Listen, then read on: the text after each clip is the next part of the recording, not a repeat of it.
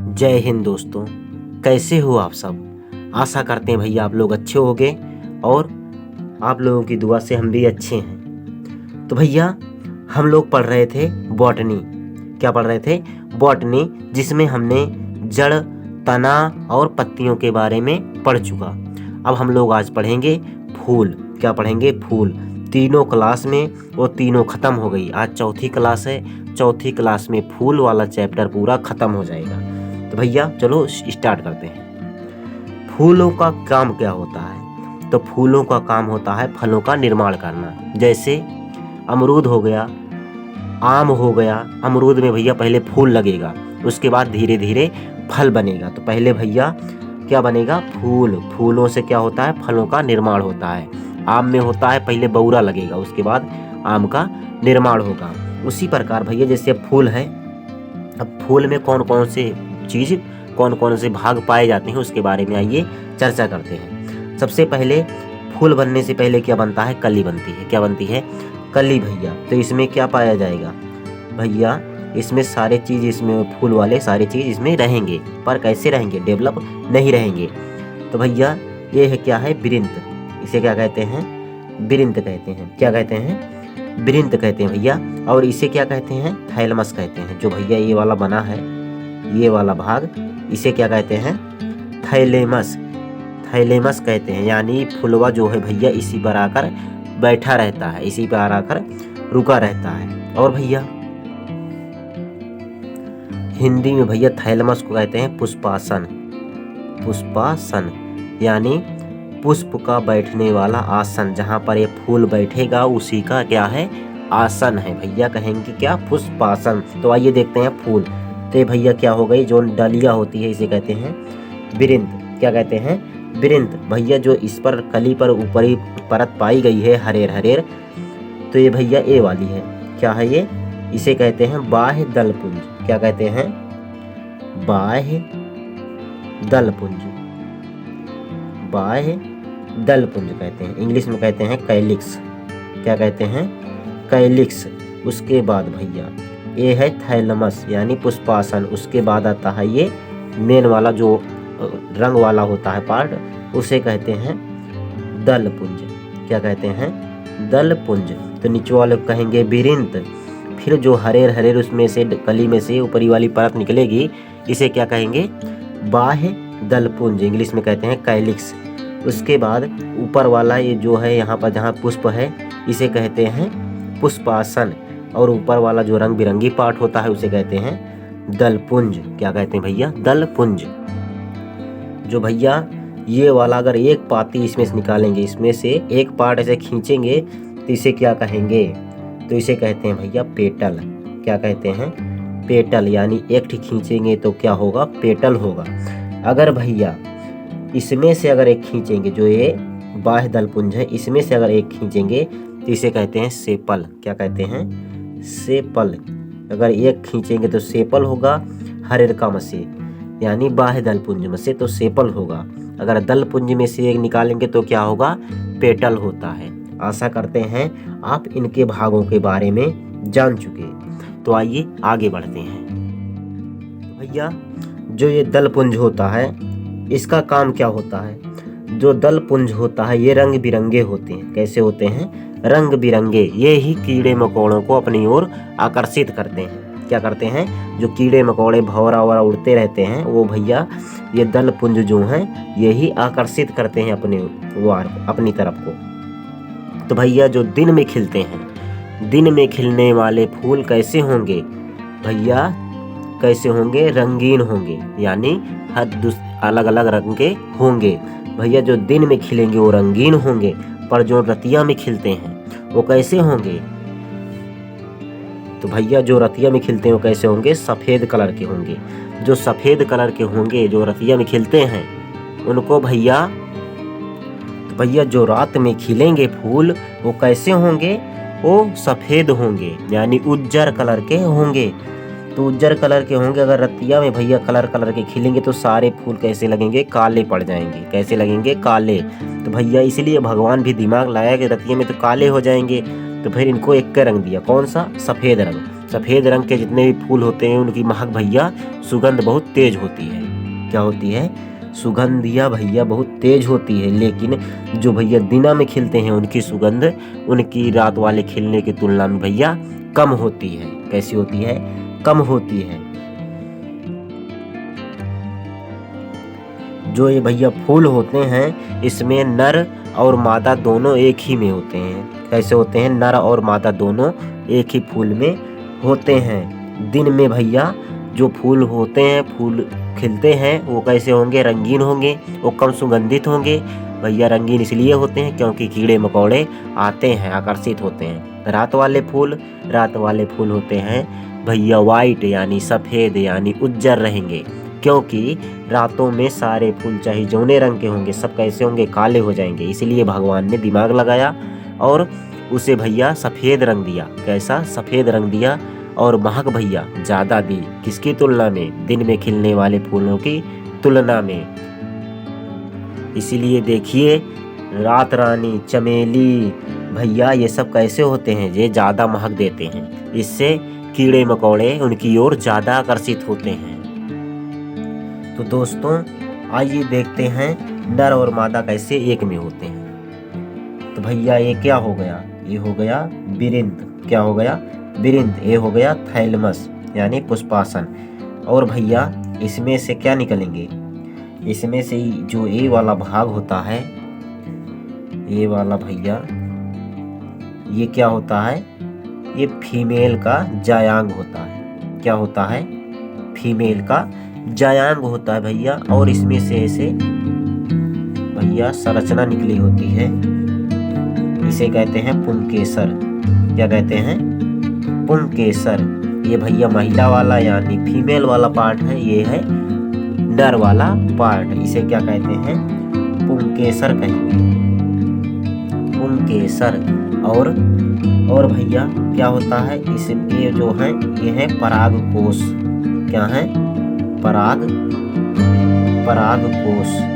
और इसमें क्या भरे हुए होते हैं? तो परागकण भरे हुए होते हैं। क्या भरे हुए होते हैं? परागकण।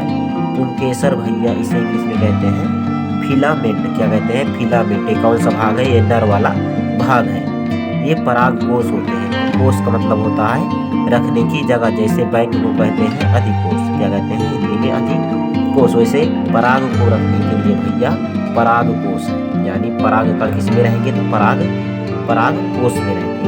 तो ये भैया कहेगा जो फूलों में नर वाला पार्ट कौन सा होता है? तो पुंकेसर होता है।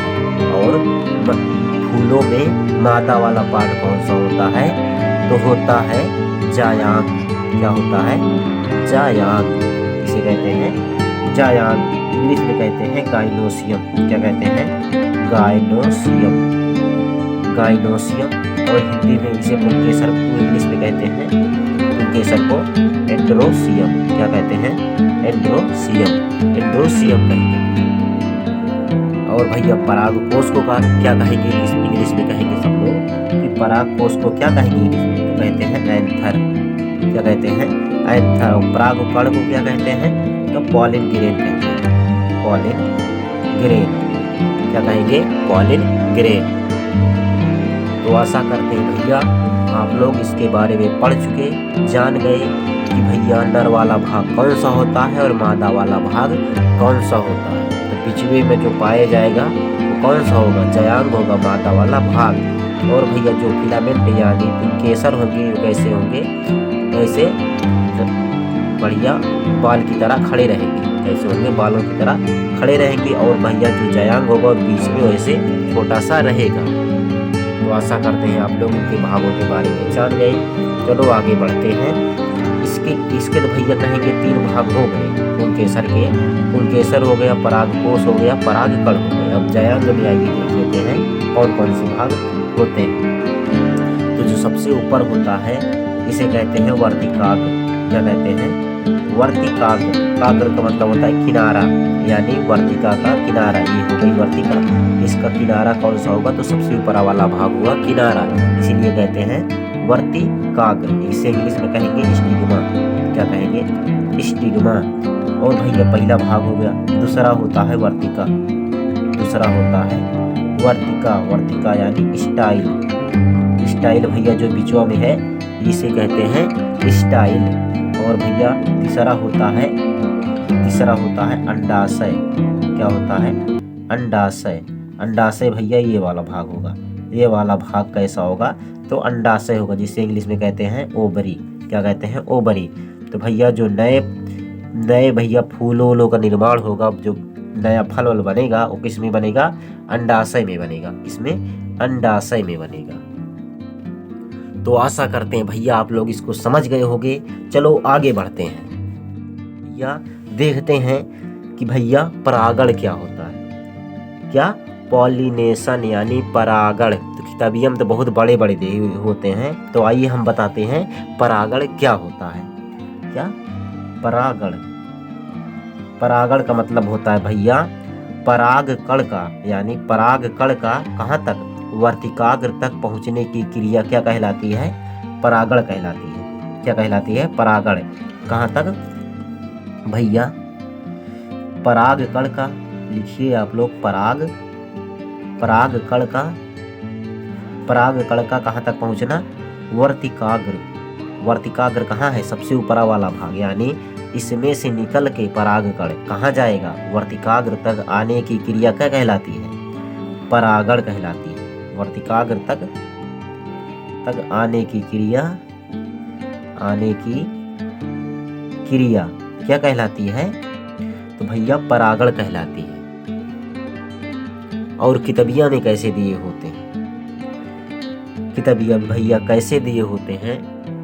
उसमें दिए हुए होते हैं कि फूलों में बनने वाले नर भाग के पुंकेसर में उपस्थित परागकोश में परागकण को भैया यहाँ वर्तिकाग्र तक पहुँचने की क्रिया परागण कहलाती है। क्या कहलाती है? परागण। किताब में देंगे कैसे कि फूलों में उपस्थित नर भाग के पुंकेसर भाग में स्थित परागकोश में स्थित परागकण का कहाँ तक पहुँचना? वर्तिकाग्र तक पहुँचना क्या कहलाता है?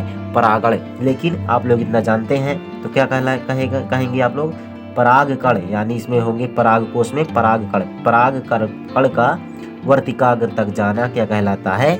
परागकण कहलाता है। अब भैया कहेंगे परागण तो हो गया। ये भैया दो प्रकार से होता है। कितनी प्रकार से? दो प्रकार से। एक होता है स्वपरागण, एक होगा स्वपरागण, पर दूसरा होता है परपरागण। परपरागण, स्वपरागण और परपरागण किसे कहेंगे? तो इसे कहते हैं सेल्फ पॉलिनेशन, और इसे कहते हैं तो भैया परपरागण। तो स्वपरागण क्या होता है? स्वपरागण में होता है सेम फूल से, यानी जो फूल रहेगा, ये मान लो ये क्या है? वृंत है, ये थैलमस उसका, ये भैया फूल, और इसमें वर्तिकाग्र अंडाशय ओवरी जो है इसमें पाई गई। तो भैया इसमें ये क्या है? पुंकेसर वाले भाग परागकोश और परागकण। तो परागकण का भैया सेम फूल में जाना क्या कहलाता है? Self pollination. क्या कहलाता है? सेल्फ पॉलिनेशन, यानी सेम प्लांट में होगा तो सेल्फ पॉलिनेशन होगा। लेकिन भैया मान लो ये एक पेड़ है, एक फूल का, भैया दूसरा का ये है भैया, इसमें से अगर किसी कारणवश इसमें आकर मिल जाए, यानी इसमें का परागकोश इसके वर्तिकाग्र से आकर मिल जाए तो क्या कहलाता है? तो परपरागण कहलाता है। यानी दूसरे फूलों में जाकर मिलना क्या कहलाता है? परागण का परपरागण कहलाता है। दूसरे फूलों में मिलना, दूसरों फूलों में मिलना किसका भैया? तो किसका? परागण का। किसका? परागण। तो परागण का कहाँ पर मिलना? दूसरे फूलों से मिलना परपरागण कहलाता है। तो जो परपरागण सही होगा या स्वपरागण सही होगा? आप लोग बताइए, परपरागण सही होगा या स्वपरागण सही होता है? तो भैया सही होता है परपरागण। कौन सा? परपरागण सही होता है, क्योंकि अगर भैया इसमें कोई खराबी है, यानी इसमें कोई खराबी है, दूसरे से जाकर मिलेगा तो उसके ठीक होने की संभावना जो है बढ़िया रहेगी। जो टेढ़ टाढ़ फूल रहेंगे वो कैसे हो जाएंगे, एकदम ठीक हो जाएंगे। पर भैया सेम में रहेंगे तो वही पीढ़ी दर पीढ़ी वैसे ही चलते रहेंगे। कैसे होंगे, पीढ़ी दर पीढ़ी चलते रहें। इसीलिए कहते हैं जो शादी ब्याह होते हैं, पहले के आदमी इसलिए कहते थे कि भैया गाँव से शादी ब्याह नहीं करना चाहिए, क्योंकि गाँव में घूम घुमा रही हैं तो भैया क्या होगा, जो लड़का होंगे कैसे होंगे, टेढ़ टाढ़ जैसे रहेंगे गाँव वाले वैसे वो भी होंगे। तो भैया दूर से शादी ब्याह पहले के ज़माने के लोग इसीलिए करने लगे थे। तो भैया इसमें से इसमें ले आने का कार्य कौन करेगा, करेगा भंवरा। कौन करता है, भंवरा भैया। मक्खी करती है, मधुमक्खी करती है, तितली करती है, कीड़े करते हैं, मकौड़े करते हैं। पानी वानी बरस जाए झोरा ओढ़ मार के भैया क्या होता है, पर परागण हो जाता है। तो आइए भैया देखते हैं कि जल से परागण होगा तो क्या कहलाएगा। जल से अगर परागण हुआ, जल से अगर परागण हुआ तो क्या कहलाएगा, हाइड्रोफिली कहलाएगा। क्या, हाइड्रोफिली कहलाएगा। और भैया अगर कीट से परागण हुआ, यानी कीटों से अगर परागण हुआ तो क्या कहलाएगा, एंटोमोनोफिली कहलाएगा। तो क्या कहलाएगा भैया, एंटोमोनोफिली। जल से होगा हाइड्रोफिली, कीटों से होगा एंटोमोनोफिली, और वायु से यानी हवा से, हवा भैया उड़ाकर ले जाती है तो अगर वायु से हो गया तो क्या कहलाएगा, एनीमोफिली। एनीमोफिली कहलाता है। और भैया अगर जंतुओं द्वारा हो गया, जंतुओं द्वारा यानी हाथी वाथी द्वारा, हाथी वाथी में भैया क्या होता है तो क्या कहलाएगा, जूफिली।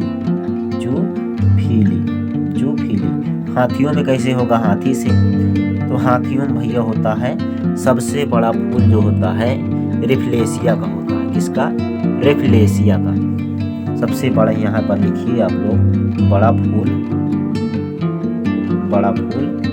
रेफलेशिया। सबसे बड़ा का फूल कौन सा होता है, तो रेफलेशिया का होता है। और सबसे छोटा फूल होता है वोल्फिया का। किसका, वोल्फिया का। सबसे छोटा फूल वोल्फिया, सबसे बड़ा फूल रेफलेशिया। तो हाथी वाथी जो है भैया ये क्या करती है, अपना सूंड इसमें डालती है और इसमें से रस निकाल लेती है रेफलेशिया से। सबसे बड़ा फूल होता है भैया। अगर ये थोड़े में से तो इसका पेट भरेगा नहीं, रेफलेशिया के एक फूल से हाथी का पेट भरेगा नहीं। तो इसमें से भैया रेफलेशिया निकालेगी, रेफलेशिया जूस निकालेगी और दूसरे फूलों पर जाती हैं। तो इन्हीं की वजह से क्या होता है, जंतुओं द्वारा पर परागण हो जाता है, जिसे कहते हैं जूफिली। जल द्वारा होगा हाइड्रोफिली, कीटों द्वारा होगा एंटोमोनोफिली, वायु द्वारा होगा एनीमोफिली, जंतुओं द्वारा होगा तो जूफिली कहा जाएगा। अब तो भैया सब में हो गया, लेकिन भैया कमल में कैसे होगा। कमल तो हर में पलिया में रहता है, तो उसमें कैसे होगा। तो भैया जो कमल है, कमल में भैया क्या होता है, तो किसके द्वारा होता है, भंवरों द्वारा होता है। किसके, भंवरों द्वारा। एक भंवर भैया दूसरे पर जाएंगे और पर परागण की क्रिया पूरी हो जाएगी। कमल में कैसे होगा, भंवरों द्वारा होता है। और जो परागण है संपन्न कहाँ पर होता है, जो परागण है संपन्न कहाँ पर होता है, परागण भैया, परागण कहाँ पर संपन्न होगा, संपन्न होता है कहाँ पर, तो संपन्न होता है भैया वर्तिकाग्र पर। सबसे ऊपर क्या होता है, वर्तिकाग्र। जायांग भैया जो है उसके ऊपर सबसे ऊपर क्या होता है, वर्तिकाग्र। तो परागण संपन्न कहाँ होता है, वर्तिकाग्र पर। वर्तिकाग्र पर भैया परागण संपन्न हो जाता है। तो आशा करते हैं भैया आप लोगों को आज समझ में आ गया होगा फूल। तो आज पूरा फूल वाला चैप्टर खत्म हो गया। कल हम लोग फर्टिलाइजेशन पढ़ेंगे, यानी कैसे नए फूल का निर्माण होता है, इन सब के बारे में कल पढ़ेंगे। फूल में सारे पार्ट को बता दिए, परागण को बता दिए। आशा करते हैं आप लोग समझ गए होंगे। कुछ भी न समझ में आया हो आप लोग कमेंट बॉक्स में पूछ सकते हैं। तो आज के लिए रखते हैं बस इतना ही। वीडियो पसंद आया हो तो करें लाइक, चैनल पर अगर नए आए हो या सब्सक्राइब नहीं किए हो तो कर ले सब्सक्राइब। अपने दोस्तों के साथ भी शेयर करें ताकि उनको भी मदद मिल सके। मिलेंगे आपको नेक्स्ट वीडियो में। जय हिंद, जय भारत।